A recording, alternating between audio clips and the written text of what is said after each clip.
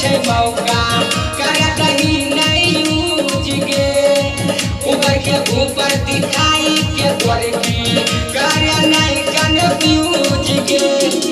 चेहरा तो हर हसीन छौ है गे गजब तो हर मसीन छौ चोली के तू चीजवा दिखाई गई सारा सिस्टम के गोरकी हिलाई गई चोली के तू चीजवा